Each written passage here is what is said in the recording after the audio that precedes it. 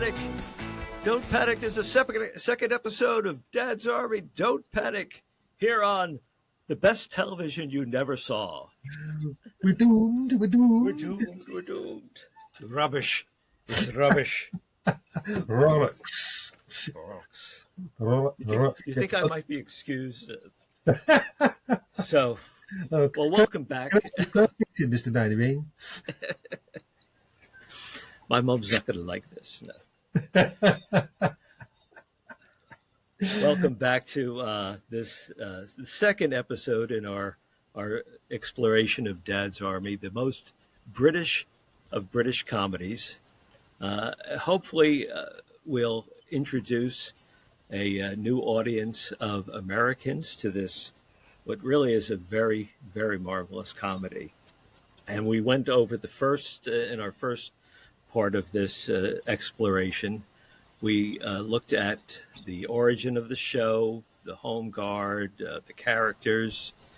So let's actually delve into the show itself. So it was on for eight series. God, was it 8? That was 9 years. No, tell you what I'm going to do. I'm going to pick up a book. Yeah, I'm doing the same thing. So yeah.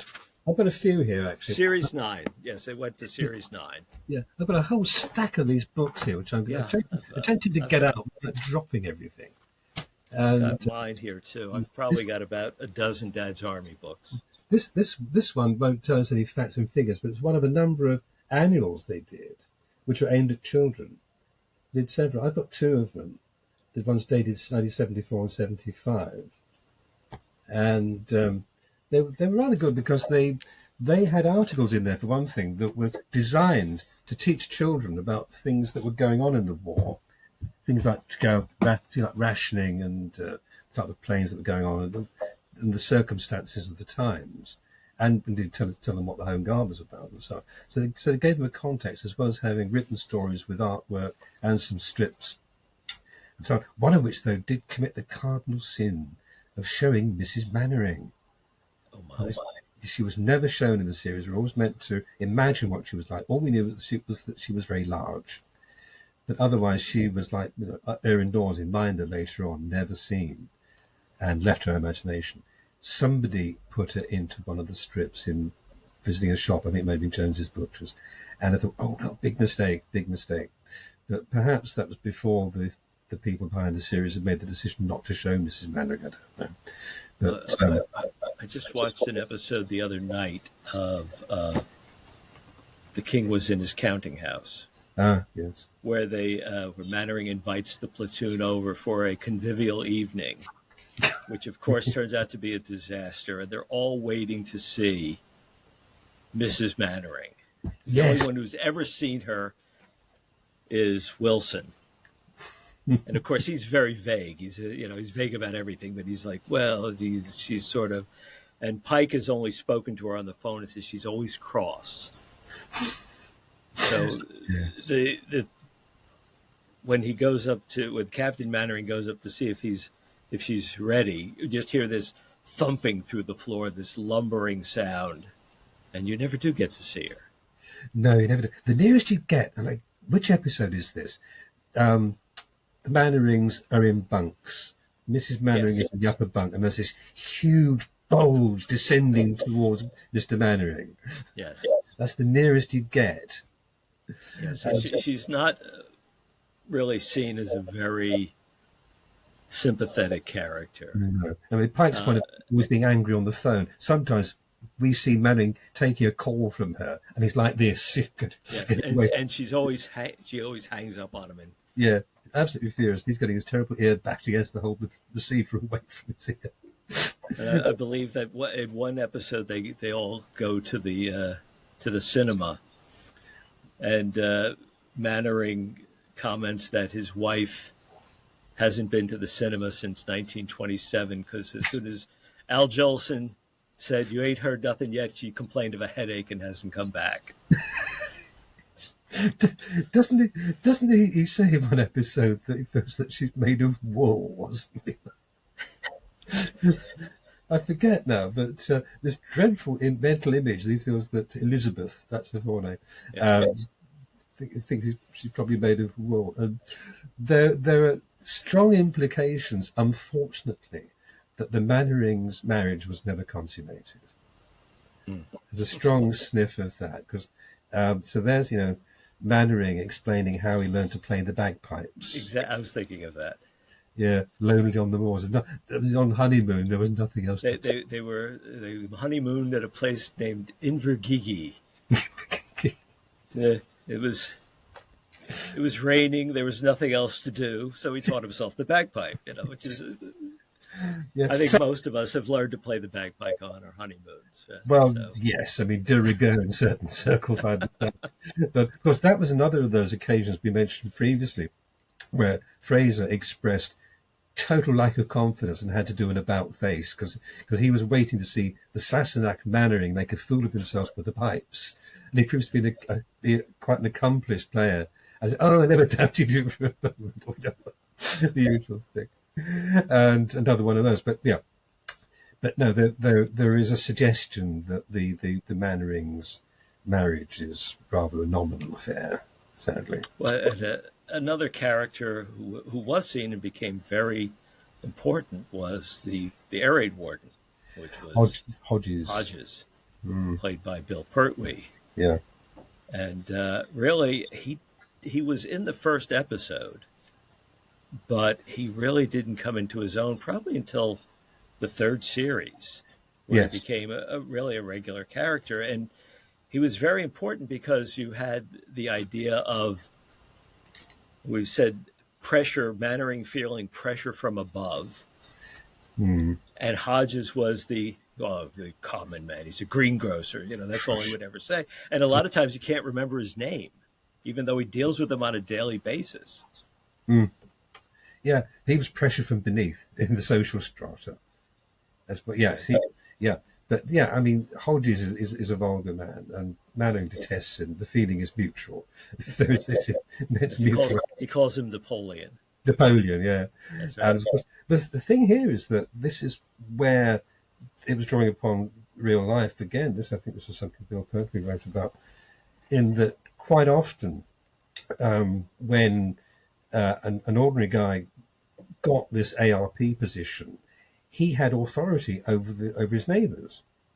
He had the power to tell them, to order them to put that light out during blackout. If they showed any light after blackout, they could be prosecuted, and it was in his power to have people prosecuted. He could order people about.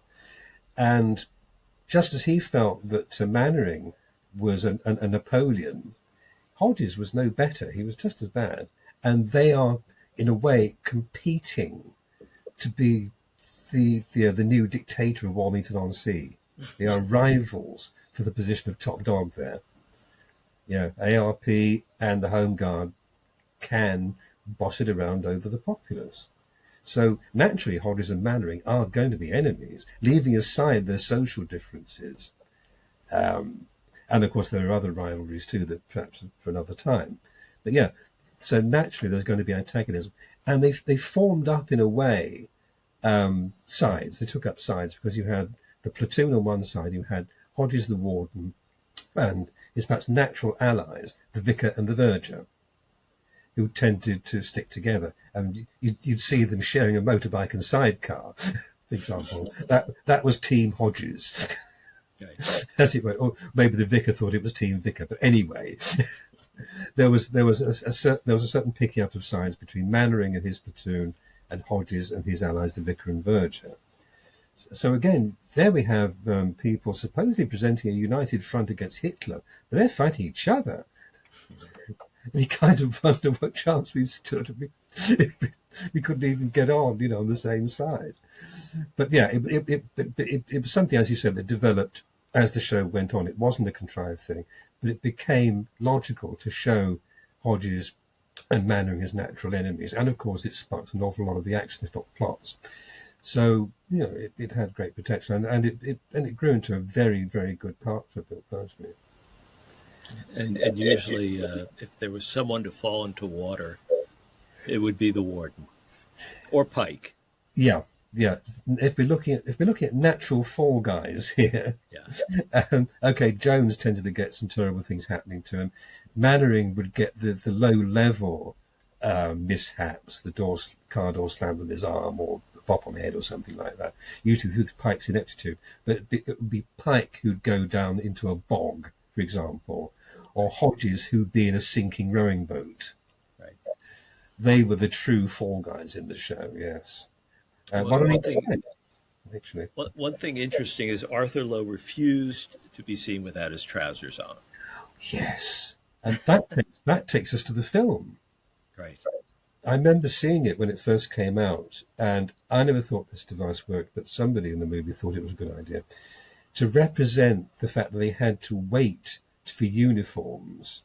Um, I should say we do see this in the earlier stages of the show itself, because the earlier part of the movie, is essentially a condensed version of what had happened in the earlier TV episodes.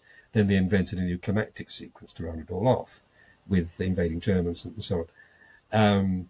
But there was this business about initially they only got armbands, then they got half a uniform and so on. And in the movie they had them out on a country road marching, originally in civvies with the armbands. Then it suddenly cuts to them marching along just in long underwear. And then there's another cut, and suddenly they've got the tunics or something. The uniform comes. So that was their way of concertinaing the business of getting the uniforms and the kit and so on. But I just thought, as a device, it was just too damn clever. You know, it just, And Arthur Lowe did not appear. and Arthur Lowe did not appear in that shot with the long underwear, because he would not appear sans trousers. Right. Yeah, he refused to take part in that. That's why he's not in that shot. Well, and he had a similar approach or opinion of it as John Laurie did, because at one point he didn't have his lines down, and Jimmy Perry said, "Well, didn't you take the script home? Oh, I wouldn't have that rubbish in my house." You know, so True, he wouldn't have the script to actually put in yeah, his the script that's made him, a household name, and yeah, he wouldn't do it, and he was, a reluctant study, shall we say. He took an awful lot of persuading to learn his lines, but in the end, the delivery was marvelous, and I think that sometimes the very imprecision of it added to his timing and helped somewhat.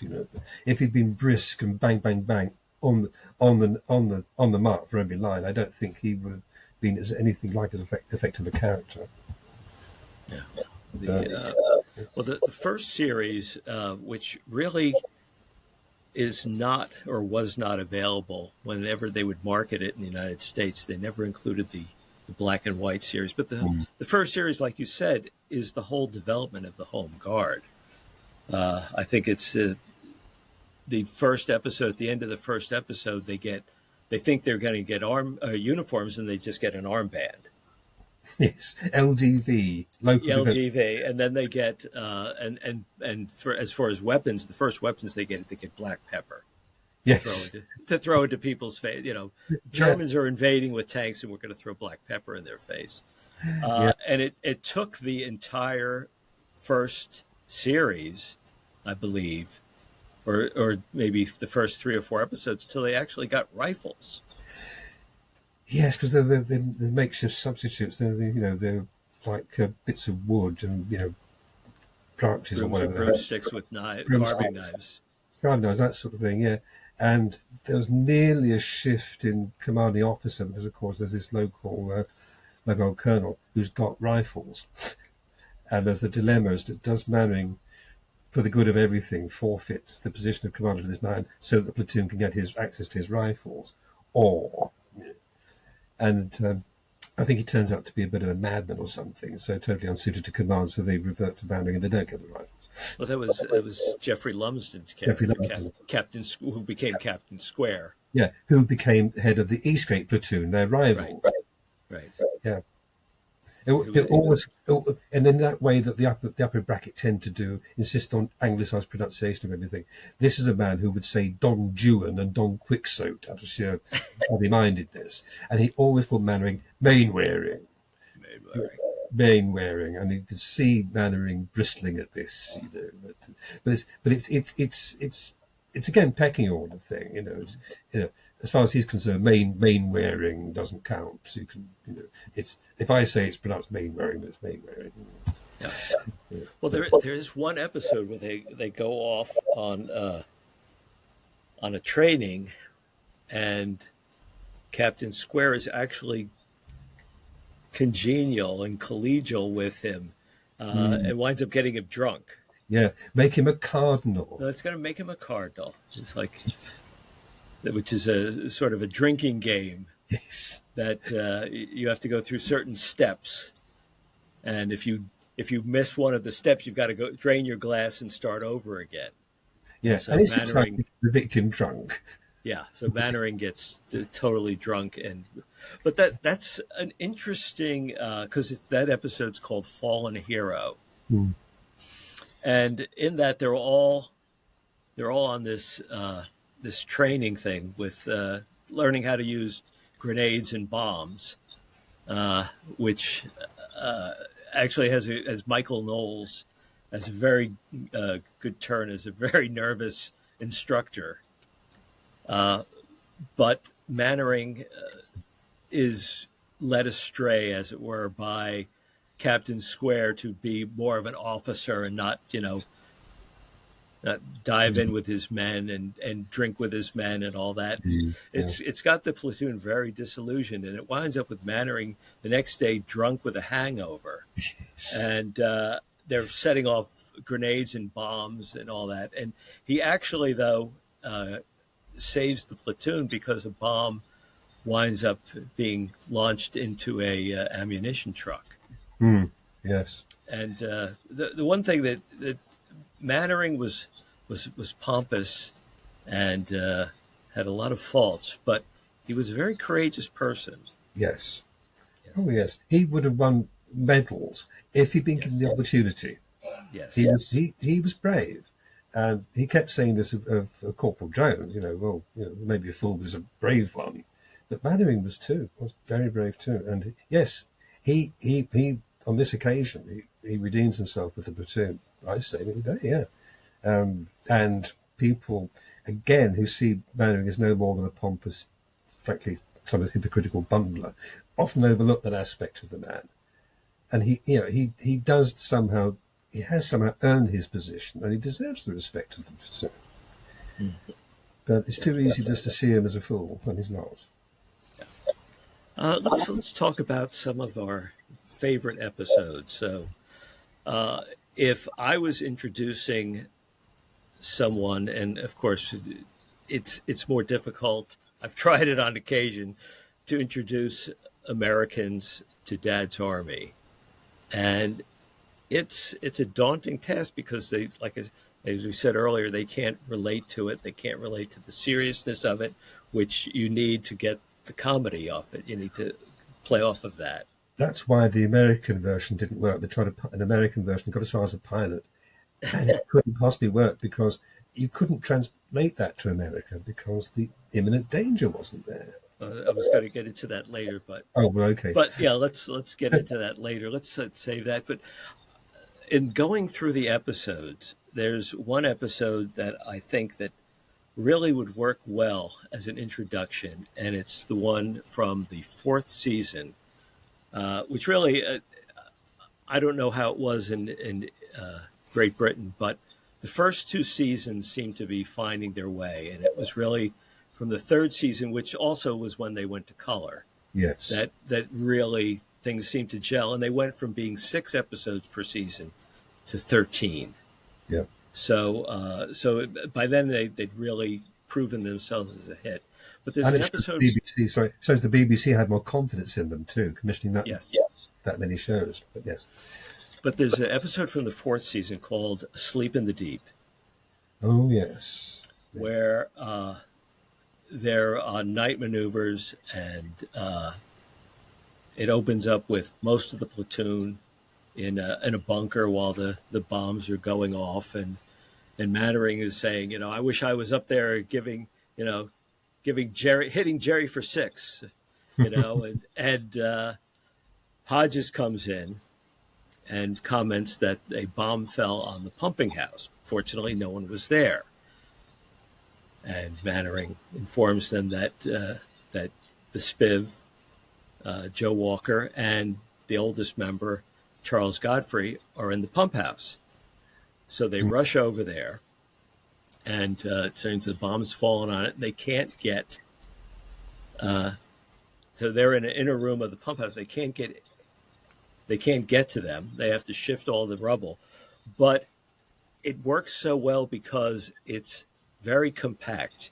It's not a lot of characters. It's really only the seven and Hodges, and so some of the other platoon members have a line here at the beginning. But it's the whole task of they have to rescue two of the members of the platoon from a bombed out building.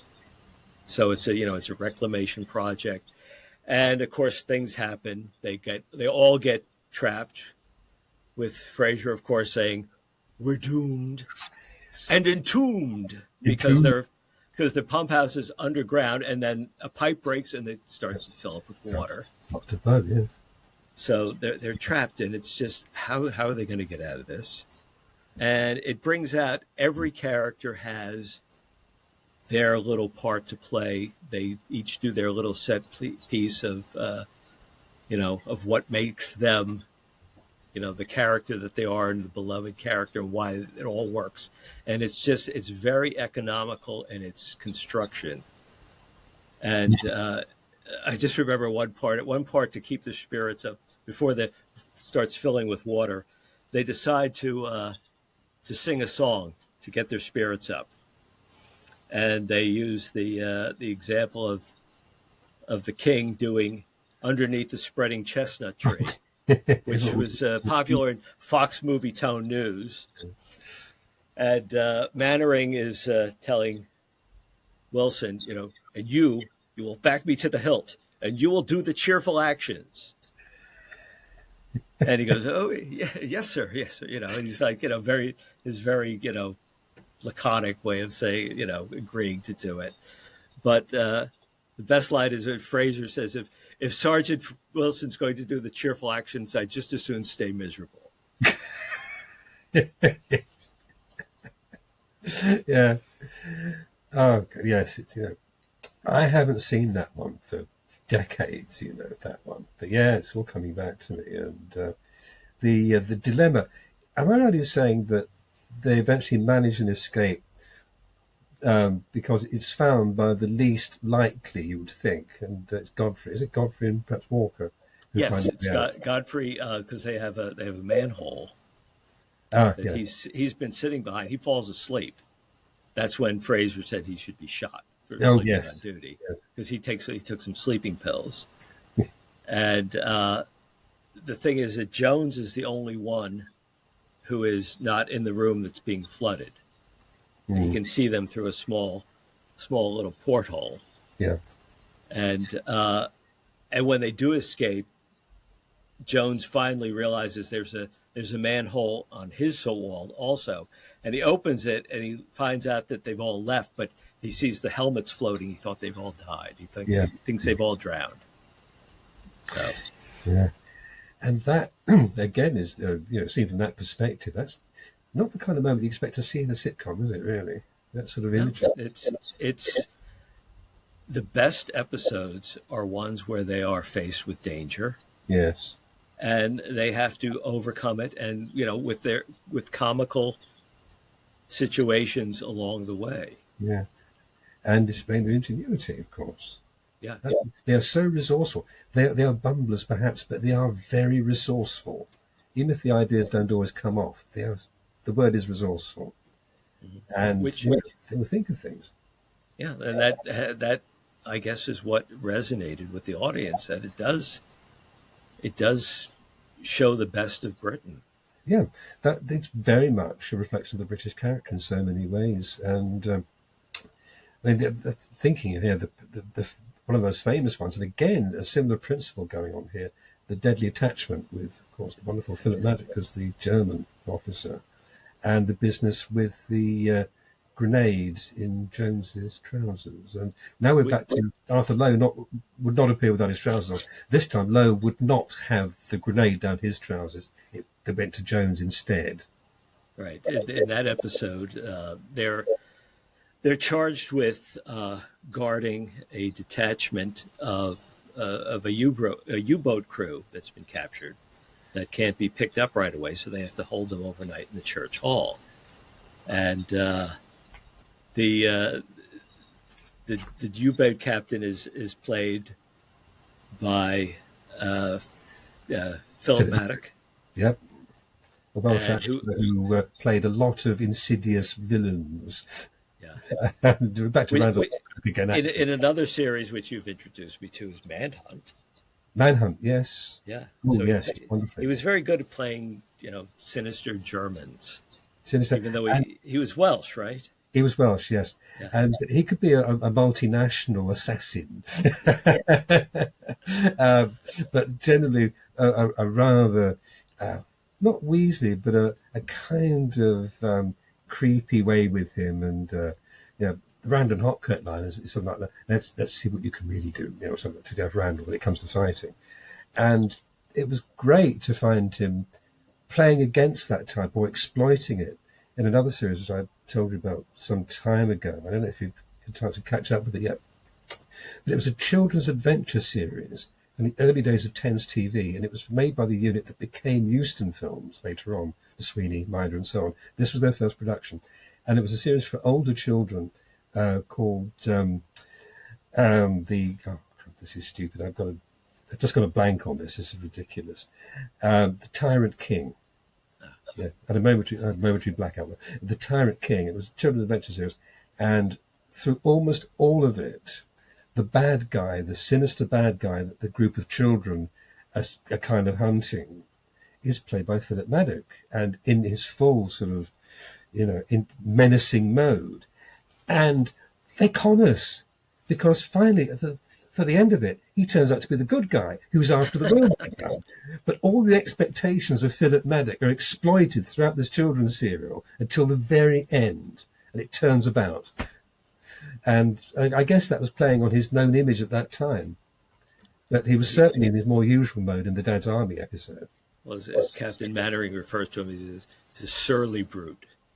Surly brute. Yeah. And it comes even to the point of when they have to get them some fish and chips to feed them. And he's giving the order to Walker is taking it just as a normal merchant would, making sure he got the order right. And Philip Maddox just says, "I do not want any soggy chips. I like mine light and brown." And of course, that infuriates Mannering. Says, if I say you'll eat soggy chips, you'll eat soggy chips. Yeah. This, in a way, echoed those times when they'd be off doing the location filming in Norfolk. Instead of eating at the hotel, they would repair to a kind of out-of-the-way fish and chip place. There was one occasion when I think they turned up and Arthur Lowe startled the old couple running it by us ordering, was it 35 portions of fish and chips? And this small fish had to somehow rustle up all that lot. There were times when they would go to fish and chips and say out of the way chippies whilst filming. Well, So that is the only episode where they see the Germans, where they actually. Mm. Well, there are a few others that you see them at a distance. There's one where the parachute is hanging from the clock tower. They have to rescue that. But I digress. So in the Deadly Attachment, it winds up that the Germans turn the table on them and take them prisoner. And they're planning to escape by marching them down to the harbor and jump and getting a ship. And to do this and get through the town, they take a grenade and put it down Corporal Jones's trousers with a string attached. And if anything goes wrong, the German's gonna pull that string. Yeah. and I remember the line that because Mannering's saying, what kind of there's a lot of good lines in that episode where Mannering is protesting and Jones is being brave and says, they could put 20 bombs down my pants, my trousers, and they will not make me crack. And then, of course, Mannering says, do you see what sort of men this country breeds? And Philip Mannering goes, rather stupid ones. This is marvelously written and Yeah. done. Of course, you talk about all the good lines in that. The most famous line in the whole of Dad's Army is there. Yes. Yes, And, please. oh, right, okay. Well, when the platoon still has the advantage, Pike, who's up on a high perch with a rifle aimed, decides to sing a popular kids Nazi parody song of the period to the tune of "Whistle While You Work." You know, Hitler is a twerp, he's our army, so is his army, whistle while. And at which point, the German commander, who's been taking notes of names of people to be dealt with, wants to know his name. And of course, Mannering says, "Don't tell him, Pike." Until his dying day, it's been reported that Ian Lavender would be walking down the street, 50 years later, and people would yell, "Don't tell him, Pike." Yeah, I'm afraid it was such a famous line. It's still such a famous line, the most famous in the whole show, as I said. Yeah. And I'm not at all sure it was even original to Dad's Army. I think it may have been used before, but I think I heard something. But that was the most successful application of it. Yeah. No, But a wonderful line. And of course, that... no, I'm not supposed to talk about the US version yet, am I? So no, let's not talk about the U.S. version. So. Let's talk about ones that you wouldn't want to watch, especially if you're just being introduced to the show. I think we both agreed on the episode, "The Making of Private Pike." that is the one that I would not take to a desert island.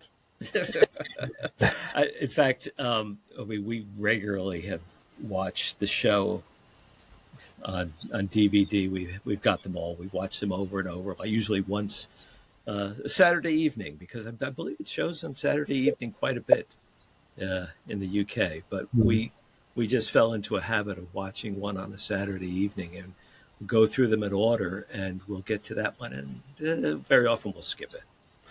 Yeah, yeah, it's a bit of a misfire. The irony of it is that I think they themselves were pleased with the result, and Ian Lavender, at least, loved the way that the final scene, him and John Amez were speaking in the car afterwards, where Wilson thinks that Pike has spent the night with a girl for the reasons one might expect, and has thus become a man of the world like he is, and he's trying to introduce Frank to the idea that they're more equals now, having done that, and Wilson talking about society structures not always being, permissive of the way some people act.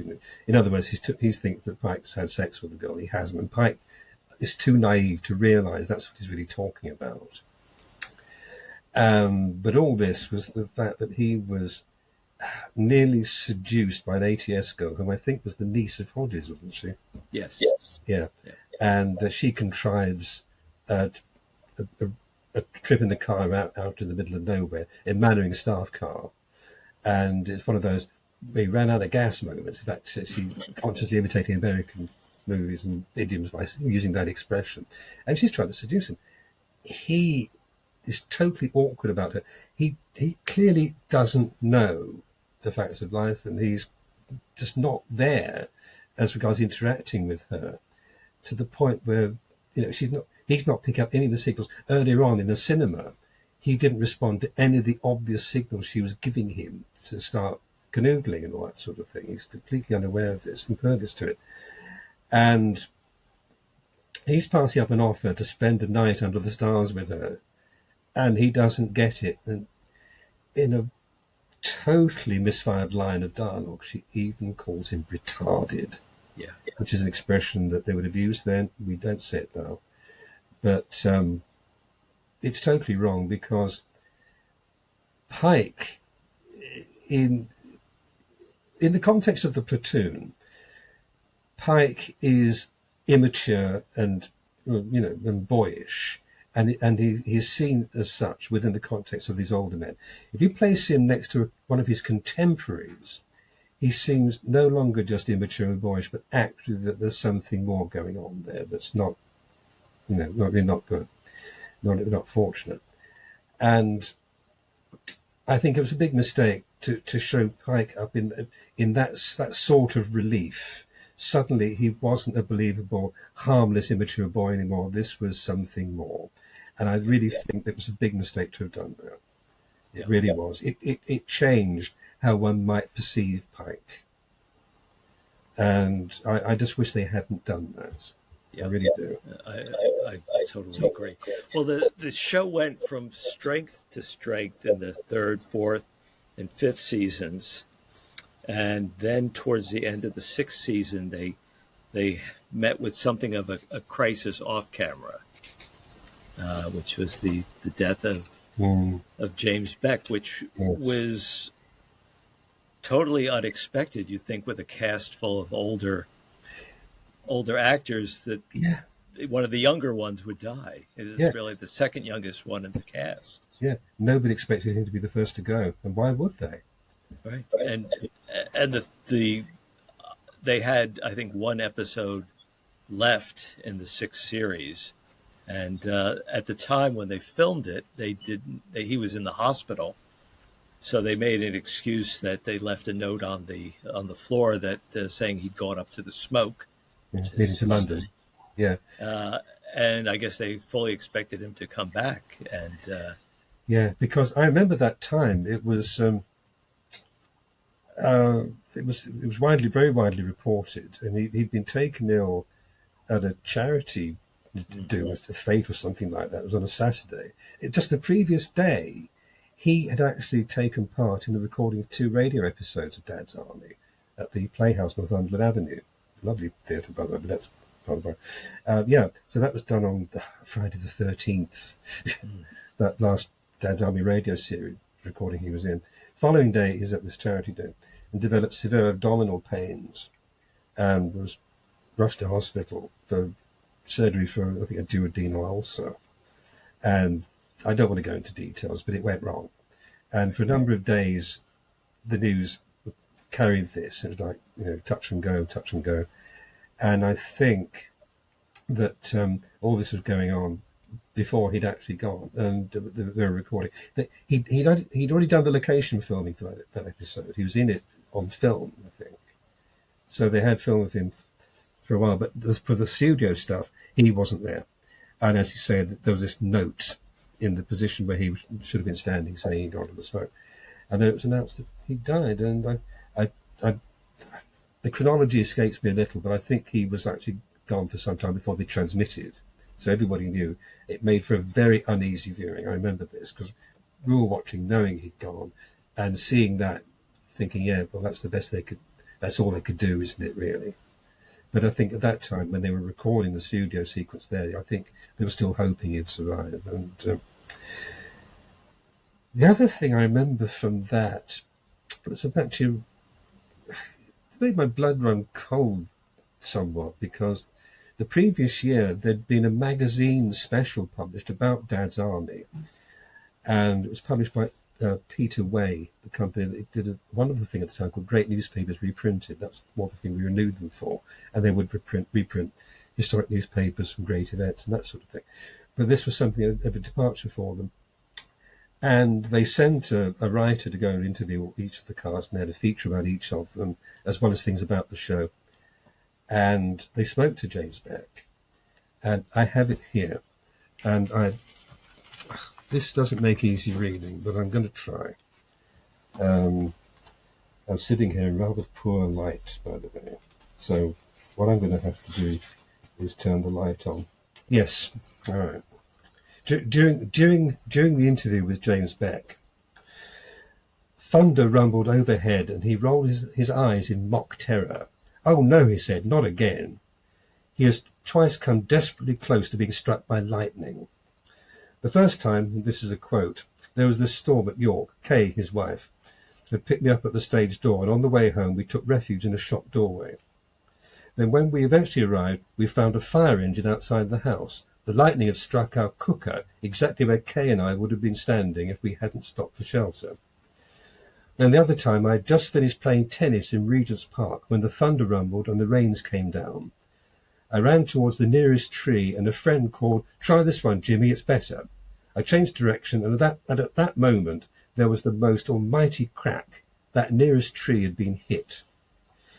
Maybe this means that someone up there doesn't like me, but I don't think so. I think they are handing me a warning. They're weighing me in the balance, giving me a chance to mend my ways, because they're not quite sure about me yet. And the journalist concludes, our guess is that eventually they'll give him the nod. And when James Beck became ill and died, I remembered that, because it wasn't too long before that I'd read it, and my blood went cold. And it still does as I recall it now. Well, they were faced with a dilemma with his passing of what to do, whether to end the series, or they certainly didn't want to recast the part. They didn't think it would be accepted. So what they wound up doing is they introduced for one series a Welshman, which they hadn't had before. He'd been in one, I think. Yes, he was in the My British Buddy episode. Yes. He was a reporter named Cheeseman, who photographed the big fight between the platoon and the visiting Americans, which proved a severe embarrassment when the pictures were published. Now, that really does creak, because there was no way that wartime censorship of newspapers would have allowed pictures like that to have appeared in print. Right. They were very strict. So yeah, they cheated a bit there. That couldn't really have happened. But those photographs were the result of Mr. Cheeseman's presence, yes. But they did give themselves an out, because they attached him to the platoon as a correspondent, temporarily, from the Eastbourne Gazette. Yes. So if it didn't work out, they could get rid of him. And actually, I don't think the character was all that bad. He was starting to grow on me. But as you pointed out, we've spoken about this before, he was getting too many laughs. He was too obviously meant to amuse. I read somewhere that the other cast members weren't happy because they thought he was too funny. I think that's probably misrepresenting what they thought, because it sounds like jealousy. I think what it was more a question of was that he was written to be too obviously funny, and it upset the balance between them. They were writing him to be too much OTT amusing. Instead of it being a natural thing, he was this grotesque and always saying, "Captain Mainwaring," which... All right, you are, boyo. And all this. Yeah, I hated all that, actually. It makes my skin crawl. So he only... was quite a funny guy. He was in Ken Dodd's shows. I was familiar with him working with Doddy, actually, particularly in his radio shows in the mid-'60s. So I was aware of him as a comedy actor from Wales, and I didn't mind him in that environment, but put him into Dad's Army. He's actually good in one of Ronnie Barker's series. What they did is that "I'll Fly You for a Quid." Yeah. Where it was set in Wales. Yeah, that was one of the 7 of 1 series pilots. 7 of 1, right? Yeah. So he was very good in that. But so the experiment didn't work, and they just the last 2 series they just went with what they had. Yes, and also just replacing Walker. Of course, they still had radio episodes to make in which he'd been cast, but he wasn't there to do the radio version, so they had to bring other actors in. And of course, in radio, it's less crucial because you can't see them. Right. But the vocal, I don't know. I've never thought quite that they captured the same intonation, but they did their best. I think Graham Stark did at least one, and Larry Martin did some. Yeah. Well, one of the weaknesses in the last 2 series was that, previously they'd had a very loose formula as far as each episode they'd be presented with a problem. The platoon would get together and discuss strategies. and they try to implement them, and then they get the payoff. But in the later ones, maybe because the cast was getting older, because they'd been doing this far longer than the war had gone on. Yes. So, but they had this format where they would have meetings with the townspeople. They would have committees, and I can think it happened at least 2 or 3 times, and it got very tedious because it'd just be a lot of verbal arguing. Yeah. So yeah, it was, but it was winding down. There was no questioning the fact that they were running out of opportunities. I thought that an early sign of them struggling for ideas was the recruit, when they decided to have the vicar and the verger join the platoon, which was not a logical thing for them to do. You could not imagine them temperamentally being inclined to do that. It seemed more like a question of, okay, what else can we do with the established characters? What else could we have them do? And sometimes what they thought up wasn't necessarily a good idea. It wasn't a natural fit. And that wasn't a natural fit. And it was not designed to last more than one episode anyway, and it didn't. But it smacked of contrivance. And that was an earlier example. That wasn't too far into it. That was like midway, wasn't it? That was the last episode of the 6th series. Yes, after Jimmy Beck died. And again, possibly also an attempt to find a solution to the gap in the ranks, I guess. But they were,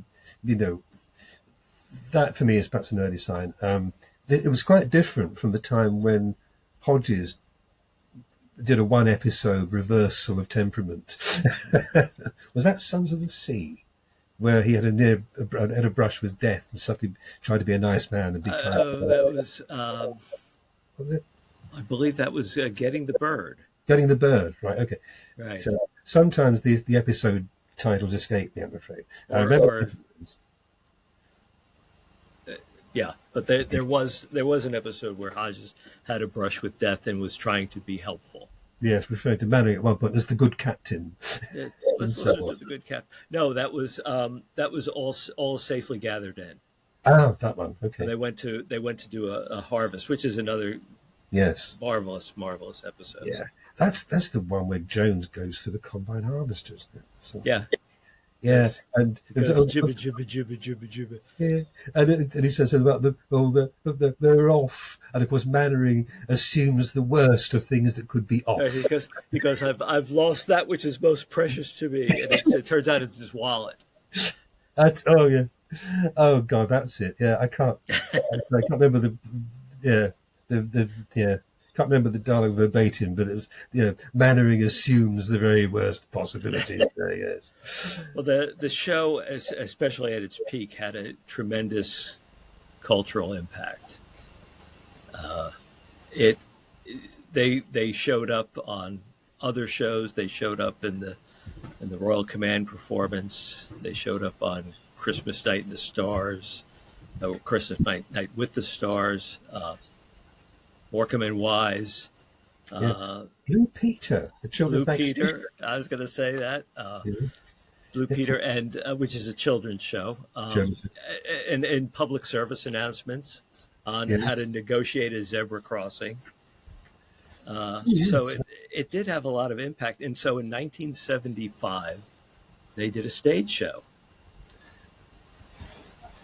So there we go. The original cast recording. So it had, of course, it didn't have, I think John Laurie didn't do it because he didn't feel like he could do it night after night. No, he at his age. So they had a replacement for him. They had a replacement for Walker, who of course had passed on by then. John Barton, I think.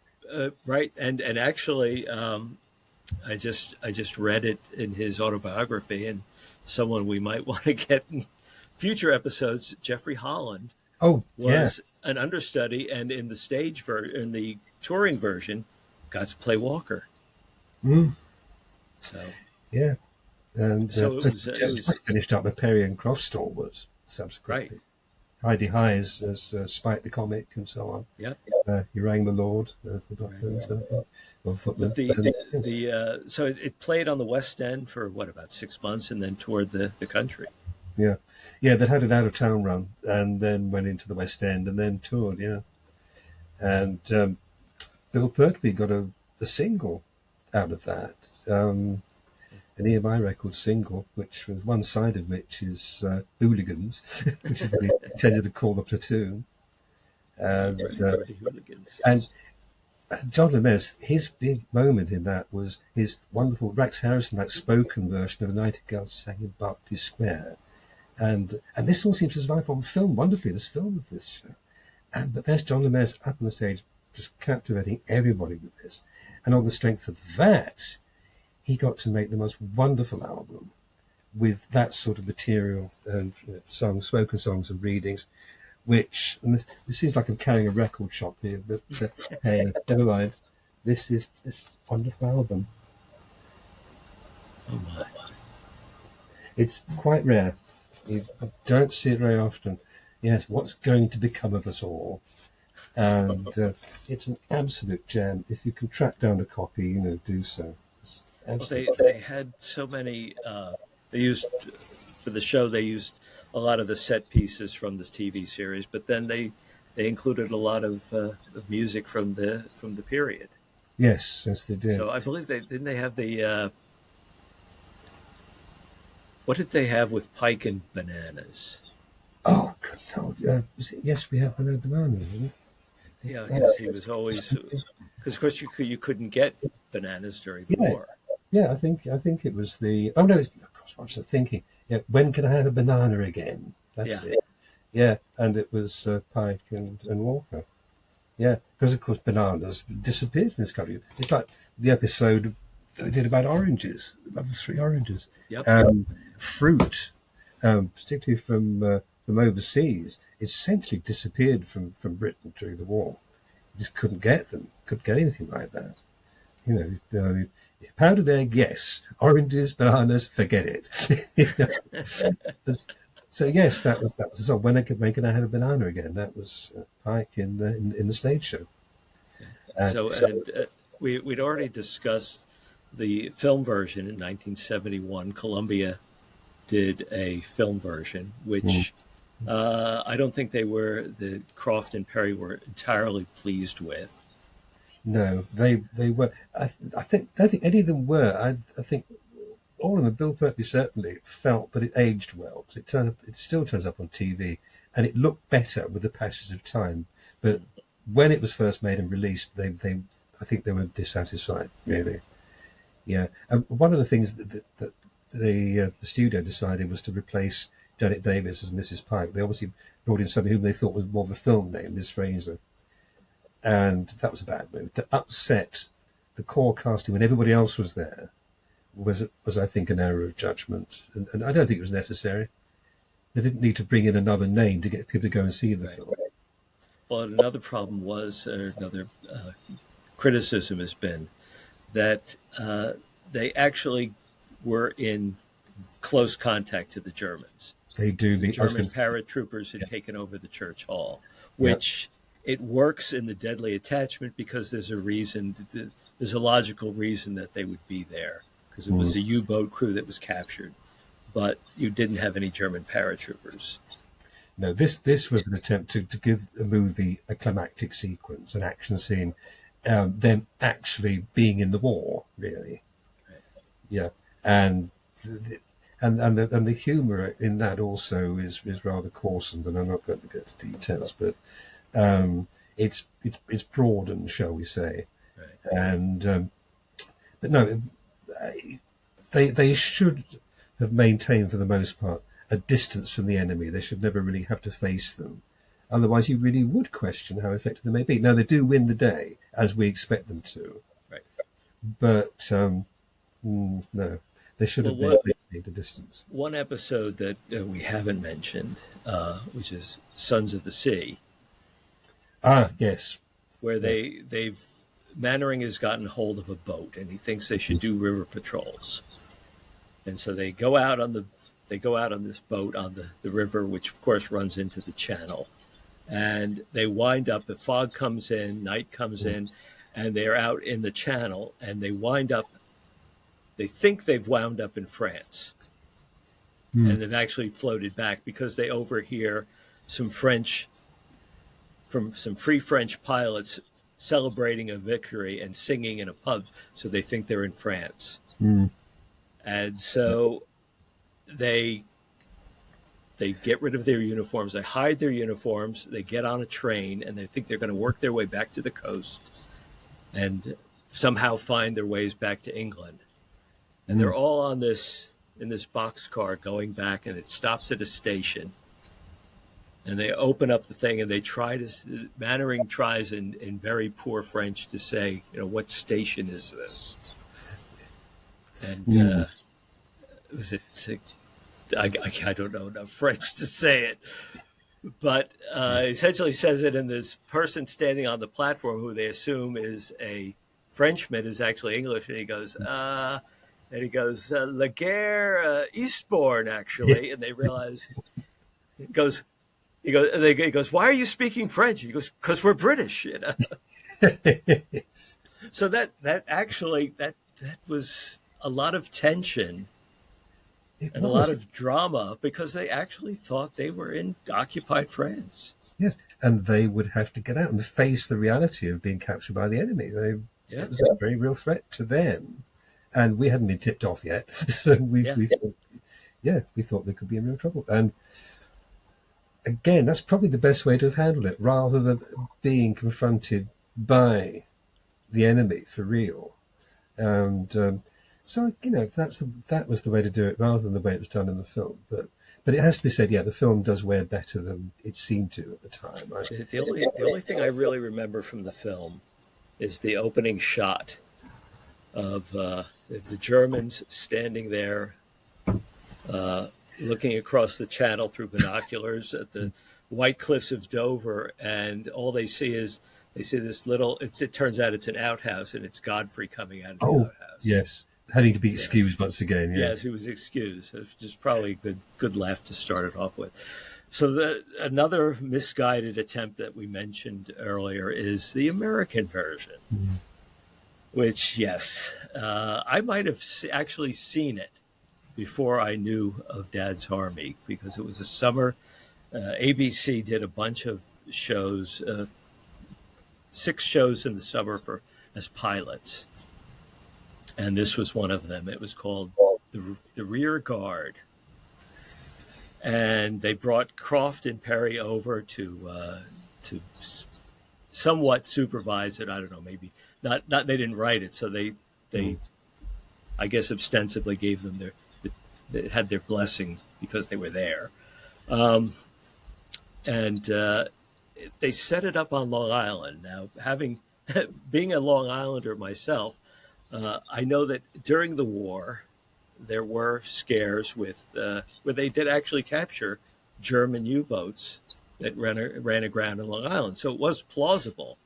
But it was the only time it would be plausible. So they took the deadly attachment thing. But it didn't work. If they thought it was missing, you can find it on YouTube.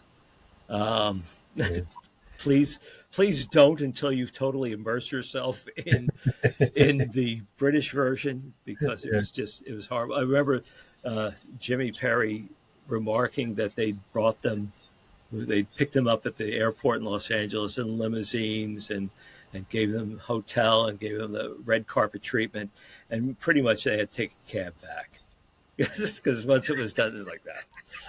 They were done with them, so it was quite a come down. It was. There was so much wrong with it, because for one thing, the guys in this version actually look quite slummocky, especially the Manning equivalent.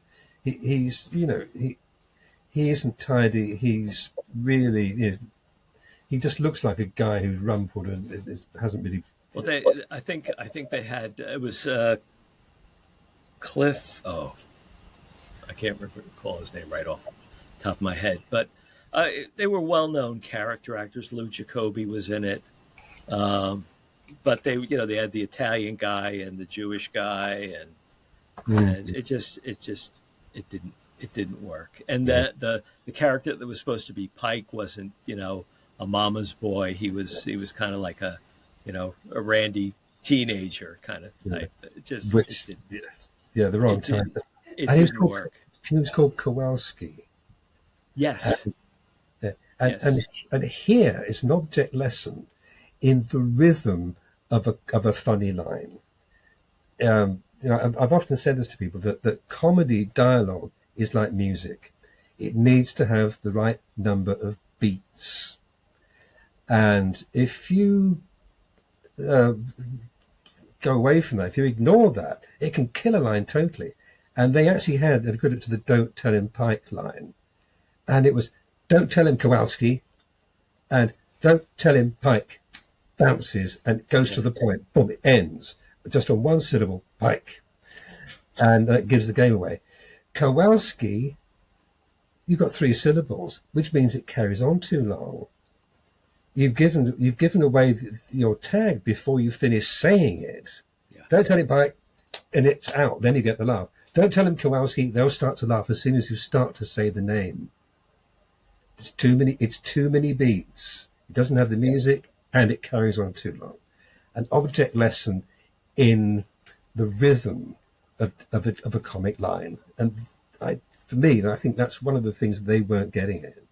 no. It was. It's interesting to see. I'm glad it survives, mainly so you can avoid it.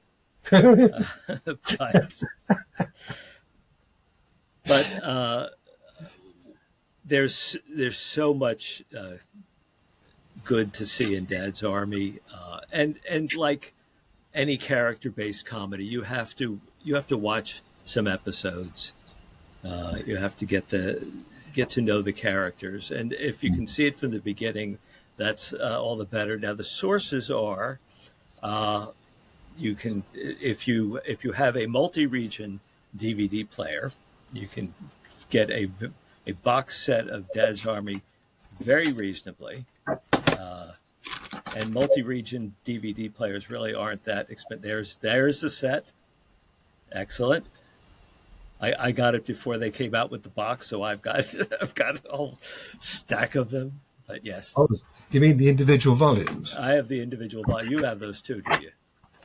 This Yeah, one. there we go. Yep. This is the extra one with the Dad's Army story documentary, and a couple of the ones the regular series discs number 3 and 4. I'm obscuring them unwittingly, but there we go. Um, and so they're around in various forms. Yeah. Yeah. So if you now in America, they came out with one DVD. I think it's two sets. I've given it to people and say, this is it. This you've got to watch this. And I don't think it's been done, but it has some of the better episodes. And when they did try to show it here in the United States, they slapped a whole new opening on it that they took a sequence from the Battle of the Giants where they're playing the theme song and they're going through the Mm. field and Hodge is throwing bombs at them uh, and they had uh, titles on the screen telling you what this is. You know, Context. you know. Yes. Yeah. You mentioned the theme tune. We haven't talked about the theme tune. The theme tune. That's right. Yeah, which was co-written by Jimmy Perry and a guy named Taverner who did the music, and it was sung by Bud Flanagan, who went back to the time. He was in a double act with Flanagan, as Flanagan and Allen. Chez Allen was a partner, and they were part of the Crazy Gang, a wider group, and they had a lot of hit songs of the war years. And the most famous one is "Underneath the Arches," and there are other ones like "Dreaming" and these wonderful songs. And to get the right feel, they got Bud Flanagan in to sing it, and it was just before he died. I think he'd actually gone by the time the first show went out.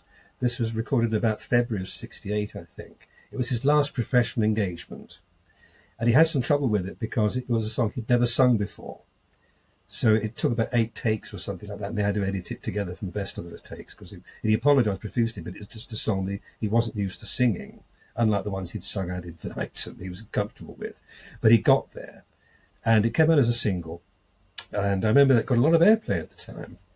It must have done quite well. And after they also recorded it for EMI, and there was an LP of wartime songs with that included. But that's a rarity now. But the Bud Flanagan single was played a lot. And when the show was actually on, I noticed it had the worst edit. And it stayed in it for the entire run. Nobody ever put it right. It was, he's ready with his guns open. Who do you think? It was an awful jump. One of the worst edits in history, by me. But it proved to be a very popular song. But a lot of people at the time and today think it actually dates from the war years. Probably because it was Bud Flanagan singing it. They hadn't realised he was still around until 1968 and be there to sing it. It slipped into the folk memory as having been a hit during the war, but it wasn't. It was just the most accomplished pastiche. And I can't think of anything better to introduce the show, by the way. But it worked perfectly. And they did give him a credit in every episode. Every episode, yeah. Every voice, episode. They list the cast and the voice of Bud Flanagan. Yeah, and for the closing titles, it was the Band of the Coldstream Guards. Yeah. Their arrangement, and that was used as the opening theme in the radio version, not the Bud Flanagan recording. And for all you vinyl junkies out there, we're plugging the DVDs. There we go. There was at least one album of the radio shows put out. So that's something else for the collectors out there, if you can find one of these. Well, the other thing is you could, and I think we're going to be on, I think this is on Spotify, but I don't know, we haven't released it yet. So if you're seeing this on Spotify, you say, well, we know that. That's where we're listening to it. But there's actually a Dad's Army Spotify channel because the one nice thing that's quite charming about the shows is that the scenes are linked by actual songs from the period. Yes. And you can get that if you have Spotify. There's a Dad's Army channel where they have all those shows or those recordings. Yeah, that was one of the things that first impressed me about the shows at the time. The way that they would use period records to link scenes, and quite often they were the first time I'd ever heard those. I caught up with the 78s later on with things like "Hush, Hush, Hush, Here Comes the Bogeyman." That sort of, I'd never heard those before. Dad's Army used them, but again, I became acquainted with them later on when I was collecting 78s and reissues. But it really added to the period feel of it. And it gave it a warmth as well. There was something cozy and reassuring about these songs, which they were meant to convey at the time anyway. They were meant to be, oral comfort food in a way. Yeah. And they added to that cozy feeling the show could often have, as well as, say, being convincingly in period, adding to the atmosphere. And but all this, headed by the most wonderful pastiche wartime song that still fools people. Yeah. Who do you think you're kidding, Mr. Hitler? Yeah. And also, I have to bring this out before we close. This is my oh, wonderful! This is the butcher's van, Jack Jones the butcher, family butcher, and that was what the platoon modified to become their quick strike force mobile van. Yeah. Did I ever tell you that at the time of that show, in about 1970, I had a model railway layout that was World War II period. I made up a Jones's van by adapting an Airfix kit of a period lorry, and I painted up as Jones's van, and complete with a gas bag on the top. Oh. A fragment of an old pillow, so the white pillow, and a bit of plastic tubing salvaged from somewhere on the front, and all that. But J. Jones, family butcher, and painted up there. I actually made my own 00 scale Jones's van. That's marvelous. Well, because there was an episode where they did put a gas bag on top of the van. Yeah. Petrol. Memory of that episode, yeah, because you couldn't buy one. Lado did that. That was years later. You couldn't buy one in those days. If you wanted to have a gag in a World War II railway layout in about 1970 of that sort, you had to make it yourself. Yeah. And of course, you're still doing that. You're still. I'm building my own little N Scale Railroad, Warmington on Sea, because they did do an episode, The Royal Train, Yeah. where they commandeered a train. So they've basically over the time they've had Jones's van. They've used motorcycles. They had one episode where Captain Mannering gets lofted away on a barrage balloon that gets loose. They had the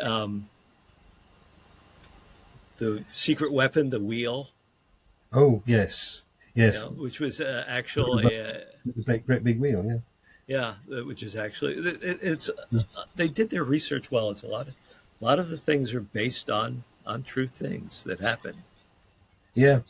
Yeah. No, But it shows a lot of thought had gone into it, a lot of research. you know, which is Um, why it's such a good show, yeah. and why we recommended it, and why it's one of the best television shows you've never seen. I was going to mention that where else you could see it in the days of streaming. I looked it up on BritBox, and it has been on BritBox, Oh, but no longer. So, which is oh, one of the reasons why I prefer having a physical copy, because you can just start to watch something on streaming services and then they'll pull it. So it's not on BritBox, but it is. I think all the episodes are on YouTube oh, uh, with Dutch subtitles. So I don't know the copyright of things on how this works out. I'm certainly we wouldn't try to put any clips in, or else we'd probably get banned on whatever services we try to put it on. But it is on YouTube with Dutch subtitles, which it was. It's been very popular in other countries, just not the United States. The oh. Dutch could relate to the seriousness of it. Yes, they were in it, so they understand. That's why Hello Hello apparently was very popular in Belgium. Yeah. I think same sort of thing. They recognised it, and oh, something else we ought to mention on YouTube. A number of the radio episodes, they're up. Oh, Yeah, the radio episodes are there. Oh, by the way, you mentioned the thing about mannering up in the balloon. The interesting thing, one of the difficulties in adapting the radio versions was that so much of it was visual, and they had to modify that one so that it would work in sound only. So instead of Mannering being up there on his own, Jones was also there, so they could talk to each other, and that made the scene go over. That's how they achieved it in radio. Quite a clever there's solution. there's another radio episode where I believe that they couldn't have done it in television, but they had an elephant, Mm. if that sounds familiar. Yes, I'm trying to place it. I think it was the radio version of Everybody's Trucking. Oh, yeah, okay. So Yes. so they retitled it a jumbo sized problem or something like that. So I can't top that. I would think that if you had really introduced an elephant, Jones and Walker would have chopped it up and sold it for I think, sausages. I think you're right, actually, yeah. Oh, God. We ought to name check, by the way, who did the radio adaptations. Because, of course, it was Harold Snow, who Oh, was David Croft's assistant yes. on the TV show, and later became a very prominent producer of TV shows in his own right. Things like Keep Up Appearances, that was him, I think. Yes, he did Keeping Up Appearances, and he's very helpful to me in the writing of my book, Oh, of because course. there is a section on that. And actually, once I was shocked a few years after I'd spoken to him, my phone rang, and it was Harold Snow wanting to said he's written a book, and would he recommend the publisher that I have, because they've made him an offer, and so we had a nice chat. That's nice. He was a That's lovely nice. gentleman, Yeah. And he worked on those with Michael Knowles, who acted Michael in Nichols. the episodes, another of the silly ass officer types. Yeah, They adapted the scripts for radio, and at least I don't know if he did all of them, but they were produced by John Dias, whom I met on and off doing my various adventures in radio. and then they also went on to do a Dad's Army sequel for radio. It sticks out half a mile. It sticks out half a mile. Post-war Which sequel. yeah, it was John LeMessurier and Bill It Purdy, was the Wilson character and Pike and Hodges, yeah, and I believe they are trying to. Originally, it had Arthur Lowe, but he died before they got the pilot done, but he yeah, he died, did the so pilot. they had to rewrite it, and Yeah, essentially it was that they had someone who had a seaside pier yeah, had defaulted on a loan, and they took it over. yeah, yeah. They're trying to restore and get this pier going as a going concern, Right. and of course because the circumstances were now different, there was more of an alliance between Wilson, Pike, and Hodges. They were cooperating, so the dynamic was different.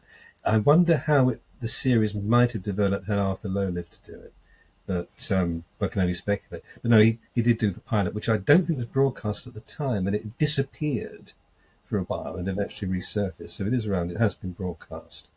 I went to one of the recordings of those. Actually, that's where I met John LeBez. Funnily enough, yeah, and he was just the same as you imagined him to be. He seemed to be in another world somehow, on another planet. Not quite.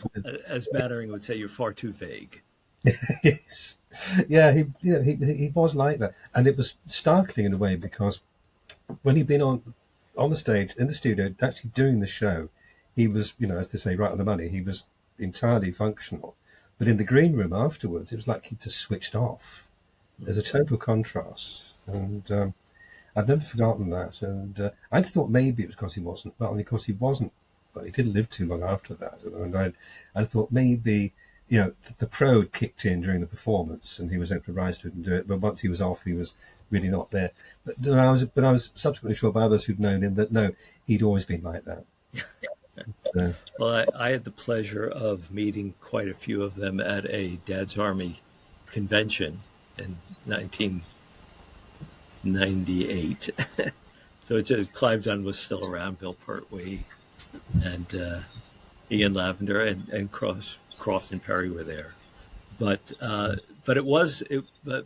of the greatest memories of that is that they showed some episodes, and I was actually sitting next to Eric Longworth, who in later episodes played the town clerk. oh yes, that's And it was a thrill to watch an episode with him that he was in, and he seemed to enjoy it quite a bit. He was a lovely gentleman. yeah. Sure he was. I knew Bill Pertwee for a while, and the other person I knew who was in the show only did one. Jonathan Cecil, Oh, who was yes. Captain Cadbury in Things That Go Bump in the Night. He of the dogs that turned up, that can trap people across water after all, despite mad of his belief. Jonathan was a lovely man. He was one of the best friends I ever had, and I regret he only ever did one Dad's Army. But he was great in that, and I liked him enormously. He was a wonderful man. But however, I digress once again. Well, I think that all we can say is this is one of the best television shows that you've never seen, and you should certainly look up Dad's Army. Get to know the characters. Hopefully, we've helped you understand the period and the situation, and just how wonderful it was, and what consummate performances and script writing. It's just a marvelous show. So, Yep, absolutely. Check it out. You won't regret it. check it out wherever you can find it, and hopefully you will be back soon and with another show that you can check out. And until then, should we both be seeing you? I can't do it. I'm getting too old for this.